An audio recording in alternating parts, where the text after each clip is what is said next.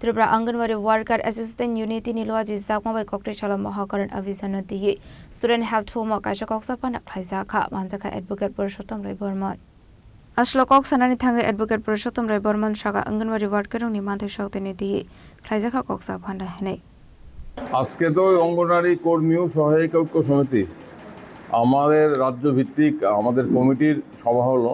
এখানে রাজ্যের প্রত্যেকটা সেক্টর থেকেই অঙ্গনওয়াড়ি কর্মী সহায়িকারা এসেছেন প্রতিনিধিত্বমূলক।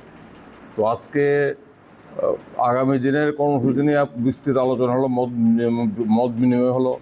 অঙ্গনওয়াড়ি কর্মী সহায়িকারা কাজ করতে গিয়ে যে সমস্ত অসুবিধার সম্মুখীন হচ্ছেন এগুলো নিয়ে আলোচনা হলো। এখন একটা নতুন অসুবিধা হচ্ছে যে পোষাহার প্রকল্পে যাদেরকে সুবিধা দেওয়া হবে তাদেরকে ফেসিয়াল রিকগনিশন করতে হবে। এটা এর ফলে হবে কি, গ্রামাঞ্চলে ইন্টারনেট কাজ করে না, এর ফলে অনেক মায়েরা, প্রসূতি মায়েরা, শিশুরা এই প্রকল্প থেকে বঞ্চিত হবেন। তো আমাদের যেটা বক্তব্য, এক্ষুনি এই পোষাহার প্রকল্পে এই ট্র্যাকিং সিস্টেম চালু না করা, ফেসিয়াল রিকগনিশন এতদিন ধরে যেটা চলছিল সেটাকে চালু রাখা। কারণ স্মার্টফোন অনেককেই দেওয়া হলো, এই স্মার্টফোন ব্যবহার করা যাচ্ছে না, বিভিন্ন ক্ষেত্রে ইন্টারনেট অসুবিধা, কাজ করতে গিয়ে সমস্ত সমস্যার সম্মুখীন হতে হচ্ছে। আরেকটা বিষয় হলো অঙ্গনওয়াড়ি কর্মী সহায়িকারা যে বরাদ্দ করা হয় আপনার খাদ্যের জন্য, প্রসূতি মায়েদের পুষ্টিকর খাদ্য, শিশুদের খাদ্য, অঙ্গনওয়াড়ি কেন্দ্রে রান্না করা খাদ্য সরবরাহের জন্য, সেই বরাদ্দ হচ্ছে বাজার দরের তুলনায় অত্যন্ত কম। একটা ডিমের বাজার দর যদি এখন হয় 10 টাকা ধরুন, বরাদ্দ হচ্ছে ডিম প্রতি 5 টাকা, 4 টাকা, 6 টাকা।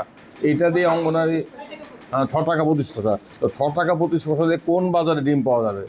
অঙ্গনওয়াড়ি কর্মী সহায়িকাদের পক্ষে এই সামান্য বরাদ্দ দিয়ে এই খাদ্য সরবরাহ করা, রান্না করা খাদ্য সরবরাহ করা কিংবা পুষ্টিকর খাদ্য সরবরাহ করা, এগুলো প্রচণ্ড অসুবিধার সম্মুখীন হচ্ছে।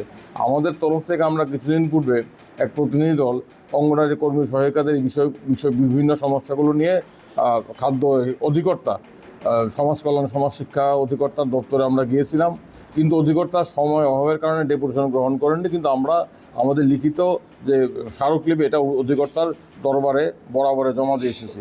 সেখানে আমরা বলেছি যে পূজা আসছে, পূজা উপলক্ষে অঙ্গনওয়াড়ি কর্মী সহায়িকাদের রাজক রাগুল নিশ্চিমি প্রণাম নিকটম চিনি খরাং।